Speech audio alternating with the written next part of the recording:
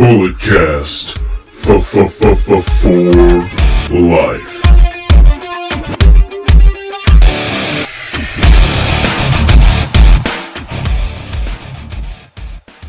Ladies and gentlemen, I'm here to recap my time at All Pro Wrestling War at the Shore last night.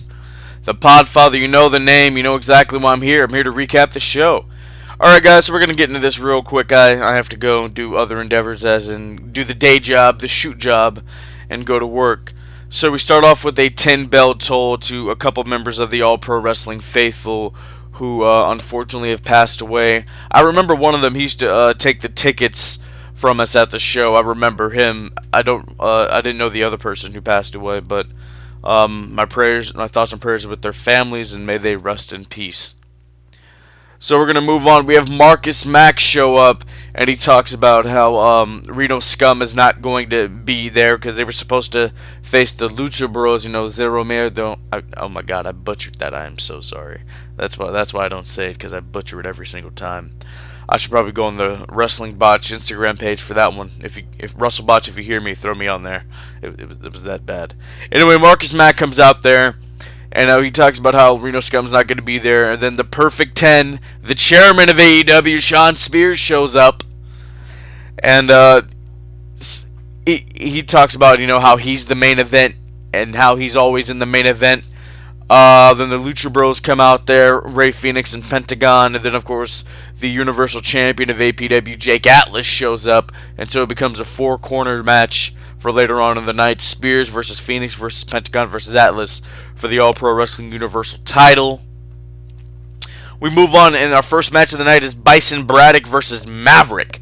Maverick looked like Jesus. He looked like wrestling Jesus. It's the only way you can put it. So let's break down this match. Alright, match starts off with a cruiserweight-like exchange of leapfrogs and drop-downs. Then Bison hits a beautiful dropkick. The two exchange schoolboys, then Bison chops Maverick. Maverick hits a spike hurricanrana, and from there he hits a lion salt. Then a wrestling Jesus chant breaks out. Maverick hits a Randy Orton-like power slam, and then he delivers another lion salt for a very close 2 count. Maverick taps out to a crippler crossface. So Bison Braddock goes on to defeat Maverick. Our next match of the night, we have King Fat Boy Papa Esco defeating Chicano Flame. Chicano Flame, I think he's a NorCal Wrestling Hall of Famer, and he's a firefighter as well.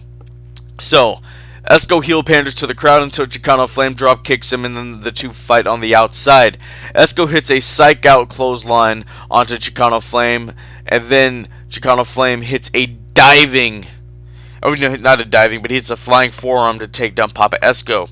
Flame then goes for the diving forearm from the second rope. Esco wins with a spinning side slam, also known as the Black Hole Slam, or if you're a fan of former NWO World Champion Tim Storm, it's the Perfect Storm. Alright, moving on from that, we have a fatal 4-way elimination. It wasn't made clear in the introduction, but one of the guys, Lucas Riley, he yelled at us, "It's elimination!" After us on the side were like, "Why are you letting him pin him?" Because it wasn't made clear to us.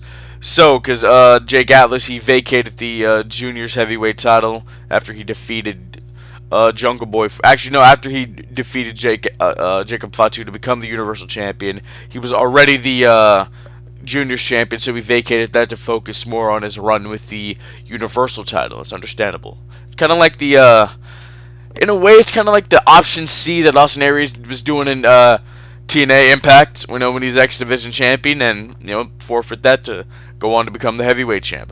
Completely understandable. So we have the Red Snapper, Steven Tresario. If you can hear that, I'm snapping. His theme song is a J. Cole instrumental, and he has some swag to it, man. He really does. He really does. Versus Lucas Riley versus Manny Mars, the Pinoy Playboy, or Pinoy King, I guess. And then young boy Charlie, Ring Crew Charlie. Charlie, only 16 years old. The kid's making waves. So this is for the APW Junior Heavyweight Championship. Tresario takes out Charlie, and then Manny throws out Tresario. Manny and Lucas have a hard-hitting exchange while Tresario beats the shit out of young boy Charlie onto the outside. Lucas suicide dives outside on Rosario, and the crowd gets caught. Like, they hit the crowd kind of hard. Then Charlie hits a tope con hilo onto Rosario and Lucas. Later, Rosario takes a dive onto the outside, onto his... Oh, he fakes a dive on the outside of his opponents and gets booed. Lucas hits a springboard cutter on Manny, and Rosario steals the pin. Charlie eliminates Lucas Riley with a 450 splash, and then everybody thought Ring Crew Charlie was going to get the job done, but unfortunately he did not, as Steven Rosario wins with a spinning reverse cloverleaf as Young Boy Charlie taps out. Steven Rosario is your new All Pro Wrestling Junior Heavyweight Champion. It's okay, man. There's more money in the chase. There's a lot more money in the chase, so I can see, give it a couple months, Young Boy Charlie will be the All Pro Wrestling Juniors Heavyweight Champion, guaranteed. No, but for a 16-year-old kid, he's doing pretty damn good. I mean, we don't see kids wrestle that young here in the United States. With the exception of like TJ Perkins, you see that kind of stuff on the UK scene, the British wrestling scene, and in Japan, for them wrestling even younger than 16, like 13, 10, 9. So that's very impressive for what this kid. I think he's been doing it for a couple years now too. So that's Jungle Boy is another one that wrestled at that young of an age here in the States. But still, that's incredibly impressive. I see this kid having a very big future. Will Hobbs wins the 2019 Bunkhouse Stampede. Now this match can be won by pinfall, submission, or throwing your opponent over the top rope. You had all the Bad Boys Inc. in there. You had Boyce LeGrande. You had Wrestling Personified Rick Luxury, Dominic Texteria, and Devin Slade, I think that's his name. You had all of them in there. Will Hobbs, Too Fresh, Alpha Zoe, Dre Fresh, War Pig, Jody Christopherson, he was in there. And Jacob Fatu, the Samoan Werewolf. And what happens next? So, Hobbs eliminates Fatu. And then, Hobbs is celebrating, Sicko Mode's playing, we're all vibing in the crowd. And then this music hits, and I see these two women emerge, and this other person emerge in a bandana. It's Rikishi. It's Rikishi. And then all of a sudden, out of the crowd, all these other Samoans in black and white and bandanas emerge. There were like 12, 15, 17 of them, man. And you talk about an NWO takeover. You talk about Nexus taking over. Oh, the Samoan Dynasty, with the exception of Roman Reigns, the Usos, Tamina, and Nia Jax. The rest of the family took over. And let me tell you, that was some of the most badass shit I've ever seen at All Pro Wrestling.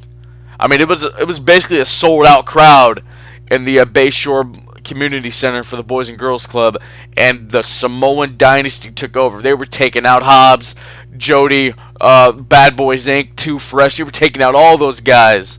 You had Tonga Kid in there. You had Rikishi. You had Lance on Hawaii. You had Jacob Fatu. There were the two girls that walked out with Rikishi. I believe those are Tamina's daughters. So that's cool to see this lineage really just passed down. Because besides like Fatu and Lance on Hawaii, I didn't know they had more that were going to wrestle besides like the ones that are in WWE.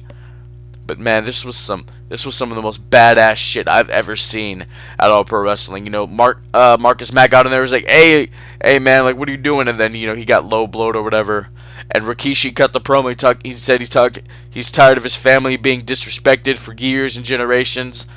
And for the most part, his family's been very successful. The Wild Samoans and Rikishi he's a Hall of Famer. Of course you have The Rock and all of his success. You had Yokozuna. Umaga had some nice success. 3-minute warning. Then of course Roman, the Usos, and Nia's had some success as well. But yeah, man, this was badass. This was a hostile takeover. The Bay Area is the Samoan Dynasty, as Rikishi said, and this was the first stop. Now Jacob Fatu is the MLW World Champion. I'd love to hell with Contra. I'm going to say that right now. I want to see the Samoan Dynasty take over MLW and wherever else Fatu works. Because that was super badass. There was one of them looked exactly like an Uso, bro. Exactly like an Uso. The braids and everything. The splash was hit. It was awesome. It was so awesome to see this family come together like this. We talk about great wrestling families. You're going to obviously we talk about the Harts because of how many of them there were. And then, you'll talk the Von Erichs and even smaller families like the Flairs and stuff like that. But, man, the Anoa'i Fatu Samoan Dynasty is absolutely phenomenal. They wreaked havoc over All Pro Wrestling. I need to go to Halloween Hell in October 25th, Friday. I need to go to that so I can see them again because it was absolutely badass. One of the coolest things I've ever seen happen at All Pro Wrestling. And then Mike Miller. I think Mike and I have become at least mutual friends, I would say. We cut some promo in the middle of the ring after we go to intermission. It was a pretty lengthy intermission, I'm glad. Because the Samoan Dynasty takeover, that was, oh my god, I think it was about 20 minutes, something like that. It was a long one, it really was. So Mike Miller comes out and he says, at Halloween Hell, JR Kratos is going to get what's coming to him as he brings in Davey Boy Smith Jr., the son of the late, great British Bulldog, is coming to All Pro Wrestling. Oh my god, I can't wait! It's going to be awesome! I can't wait for that. That's going to be phenomenal. It really, really is. Davey Boy Smith Jr., a former WWE Tag Team Champion. He's done great work in Japan. MLW with that Hart Dynasty of Teddy Hart and Brian Pillman Jr. So this is big. I'm excited to see what Davey Boy Smith is going to be bringing to the table. All right, next up we have the King of Sleaze, the King of Dong Style, Joey Ryan versus Levi Shapiro, friend of the show, for the All Pro Wrestling Worldwide Internet Championship. Now, before Pina Colada, it's probably one of the greatest wrestling themes of all time. Joey Ryan, kudos to that. And of course, he does his usual stick. He's going to give away the lollipop. He puts it in somebody's mouth. We get a "you sick fuck" chant. And then we move on to, Joey Ryan asks Levi to touch his dick, and then Levi wants to do it with the claw hand, and the claw, it's devastating, and the crowd starts chanting, "Use your left hand, use your left hand," and all that. But Joey's like, "Yeah, we could wrestle first," So I thought that was funny. So Levi and Joey Ryan have a decent exchange. Ryan hits a pump handle suplex on Levi. Levi delivers a bulldog like he's Bret the Hitman Hart, and then claws Joey Ryan's dick. Both men bump after the incredible exhaustion of force that Levi had to use clawing the strongest dick in the world. I can't believe I just said that. Levi kicks out of the world's famous dick flip. The lollipop comes out of Joey Ryan's trunks and he puts it into Papa Esco's mouth. Brian Zane was not there, so Papa Esco escorted Levi Shapiro to the ring. Then Levi applies the claw after a drop toe hold onto the second turnbuckle to Joey Ryan for the victory. Levi Shapiro is still the All Pro Wrestling Worldwide Internet Champion. Alright, next up we have our Fatal 4-Way main event. Jake Atlas defends the All Pro Wrestling Universal Championship against the Perfect 10, the chairman, Shawn Spears, Rey Fenix, and Pentagon El0M. And here we go. After Spears took forever to get into the ring, the match finally gets started with hard-hitting super kicks. Jake Atlas flies all over the place and takes out all of his opponents. Pentagon super kicks Spears in the calf and then hits a diving footstep from the top rope while Spears is dangling from the second rope. Rey Fenix hits a springboard headbutt onto Atlas. Spears takes out the Lucha Bros and pats himself on the back.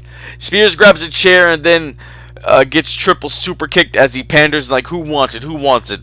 Pentagon and Phoenix square off as it's his brother versus brother. Phoenix shines bright as he puts maneuvers onto his older brother, then makes an example out of Jake Atlas. Jake gains the upper hand only to get punt kicked in the back of the head by Pentagon while he was trying to pin Shawn Spears.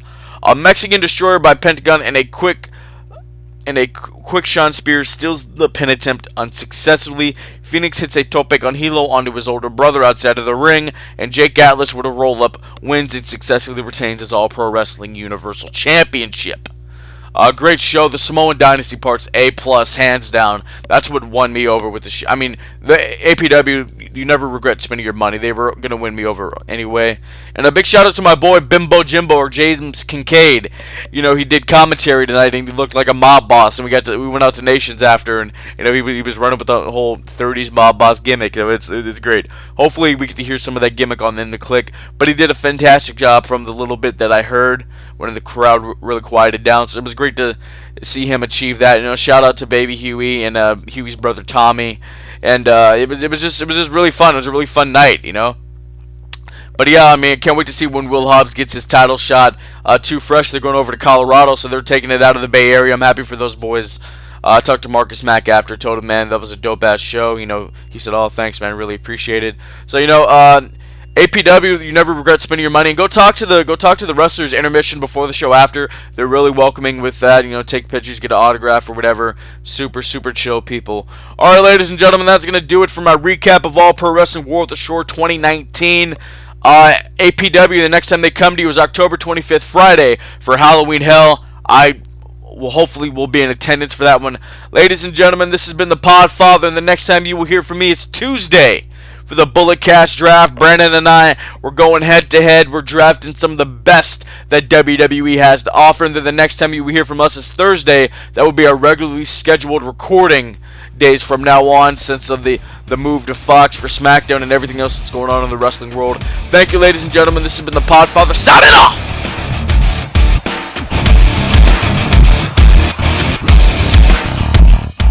This has been the Bulletcast. Thank you for listening.